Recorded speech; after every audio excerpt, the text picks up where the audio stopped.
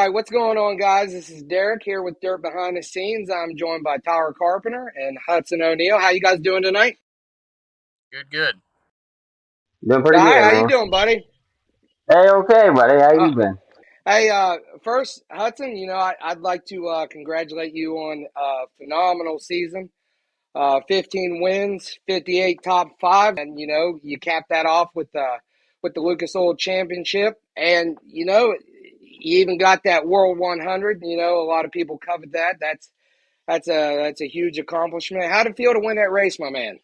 Yeah, I don't know. I can't really put it into words. It something you always dream of. But yeah, it's just cool to be able to compete and have a race like we did with Jonathan, and be able to have the memories of all that. So no, it was cool to say the least.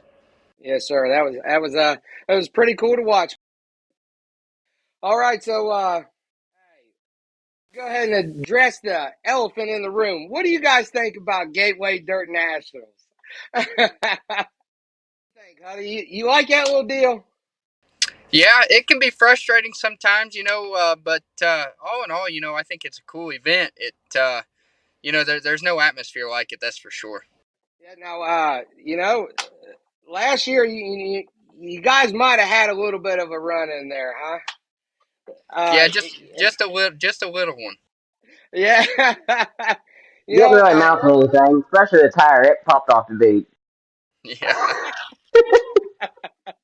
no, like, hey, I wanted to get you guys together and talk about this, because obviously the fans, they make such a huge deal out of it.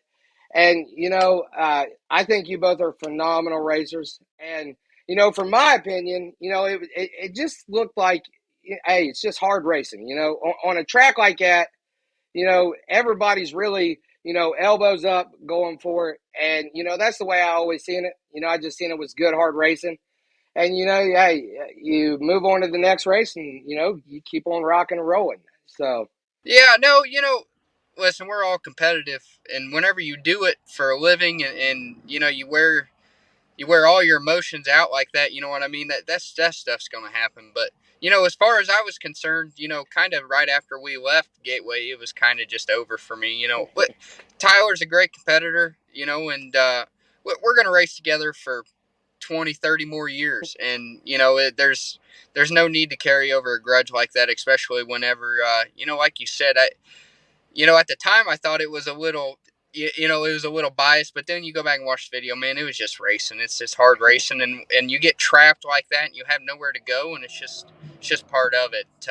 We had, it was very short. Tyler kind of blew by me at Eldora, and we got to race there for about half a lap or something like that. But I don't know. It's just over for me. Hopefully we can go there and line up on the front row of a heat race again, or maybe a feature this year, and we'll have a little better race. Yeah, for sure. The way I see that thing, me and you're different so many different levels. Like, we're the same, but totally different. You're racing in, like, a touring level, dude. You're out there running with the biggest and the best, doing the biggest and the baddest damn things you possibly can do.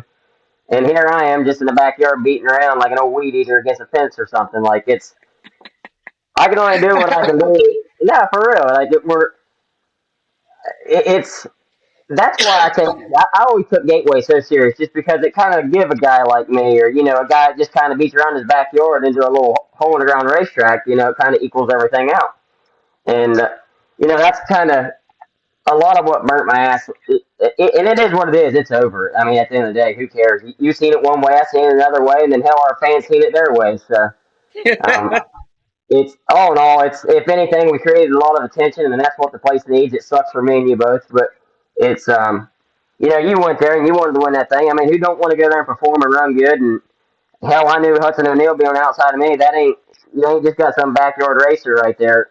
I mean, we both had a lot on our shoulders going into that event, and it just sucks. It turned out the way it did, and it's hell. We can shut up about it all we want. The fans are going to talk about it. Your fans are going to talk about it on your side. Mine's going to talk about it on my side. Rather, I don't want to say no disrespect to either one of our fans, but at the end of the day, some of them can create some of the worst problems for every racer. And And it's hard to basically compare somebody like me to you because here I am running for $1,200, $1,500, sometimes 5 and 10,000, and hell, your littlest race is 5 to 10 to 15 to 25, whatever. Sky's the limit with you guys, and it's shit. That's why I keep telling people like, dude, you can't compare me and him. Like, if he gets fifth place in a damn 30,000 win race, hell, I probably ain't gonna make the show. But at the end of the day, it's a tough gig out there, and you know it just well as I do. I mean, if you wasn't just linked up with the Rocket House car, I've watched you in the Masterbuilt car, dude. It's tough unless you have some good resources and some people backing you. I don't care how good of a wheelman you are, and I've seen it time and time again. It's you don't just get out there and just start waxing ass, and it's man, I was pumped up to see what you guys did this year and what you was able to do, and you're still young, and I mean, hell, I am too, but we're getting older. But I like the fact that you already put yourself in a situation to be up with the rest of the guys. Like, I mean, hell, you're already beating guys that hell I dream about beating at times, and it's. I remember watching you pass Davenport to World 100. Part of me still like feel like inside of me, like hell, I like to see Davenport beat you, but at the end of the day, that the inner part of me is like, damn it, Hudson, just get him. So it's I don't know. It was cool shit. I was sitting up there watching Dag, obviously, because I didn't make the show. I got to watch you guys, and I just thought it was cool, man. I kept telling Dad, I said, I don't know how the heck they get their cars get around there like that. And then, I study and work hard and put effortlessly hours and like into these things just to try to understand a little better. Because at the end of the day, dude, I just redneck race. I testing too when I'm at the track. I don't get to go testing a whole lot or do much of anything, and that's why like such little thing to some people, such a big thing to me because hell, if I win $5,000 or $10,000 race, that's huge, dude. And it's I don't get to get out a whole lot. I got 5 kids, and I'm like right now, I'm still here at the shop. I walked over here in this back office room, but man, we got all four of our cars over there. We still ain't got Dad's seat mounted. I can go in for days, but it's you know how it is. You've been there, and you're still there. I know, even though you're with the Rocket House team, dude, it ain't easy, and you got to work your knuckles to the bones, and it's I don't know. I'm kind of glad to have you on this thing with us, just that way, because at the end of the day, dude, it's over. It doesn't matter. The dome is just a dome, and that's it is. If anything, we created a lot of excitement for the fans from here on out. They'll think it. They think one thing, and we think another. So that's all that matters. As long as me and you're on the same page, and like I said, hell, I could have killed somebody last year, and you could have too. It seemed like it, but nah. Yeah. When it's all said and done, we're good. Yeah, and like you said, a lot of it's media driven. I really 95% of it's media driven. Like Tyler said, it don't matter.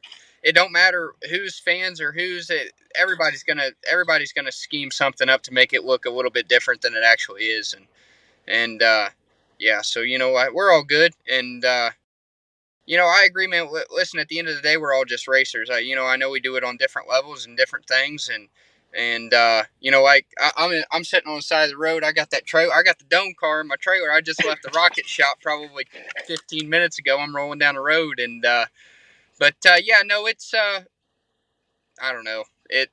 You can sit here and talk about it all day, see different ways, and if you're a competitor, listen, it's got I'm over it, but at the time it burned, and Oh you're yeah. it's gonna burn for a while.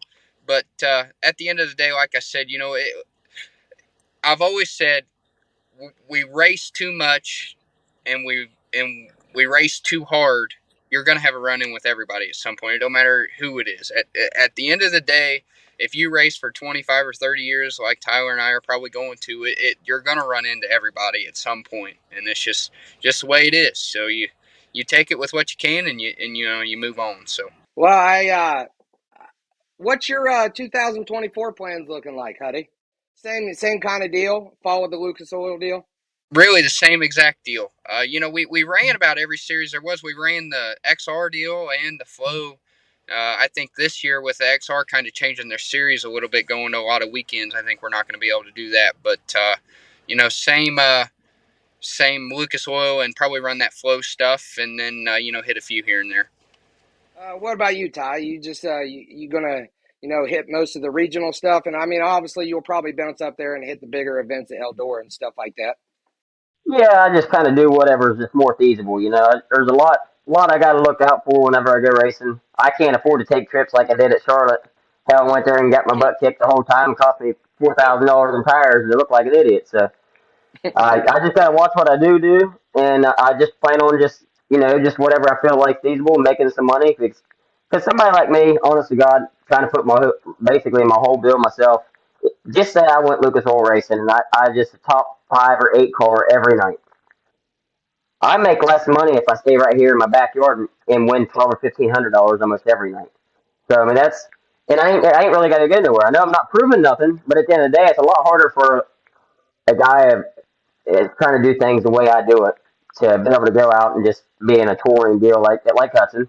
And like I said, give him props, dude, because at the end of the day, he races tracks that I guarantee he hates or despises, but when you dedicate yourself to that, you're just stuck. I mean, that's just what you got to do. So when you know you're gonna go get burnt on a track that you don't run very good at, you just got to go there and kind of support what you got to do to just try to accumulate the amount of points you got to do. That's the benefit of trying on the way I do things. I kind of do what I want when I want, and if I want to run 5 or 10,000 one week and run for 1,200 the next night, it's kind of whatever I want to do. So Yes, sir. I hear that. Well, hey, Huddy, we don't want to keep you on here because, like you just told me, you're sitting on the side of the road with a trailer attached to the pickup truck. So, uh, I want to say good luck to you out there at Gateway. I wish you guys nothing but, the utmost success.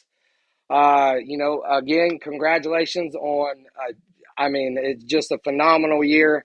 I actually went to, I believe it was the first race at Eldor this year. I went up with Brad and Kyle Moore. Kyle Moore was up there running a street stock race.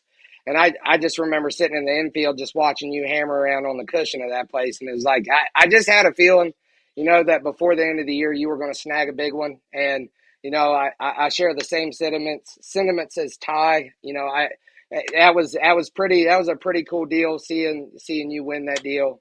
Win the World 100. I mean, you're 23 years old. It's just that was a pretty cool thing to watch. So yeah, I just we want to thank you for coming on here. Wish you the best, and wish you guys safe travels out there to St. Louis, my man. Yeah, I appreciate it. Thank y'all for having me, and see y'all here soon. Yes, sir. yeah, All right, man. Eddie, you have a good night, buddy. All right, see y'all.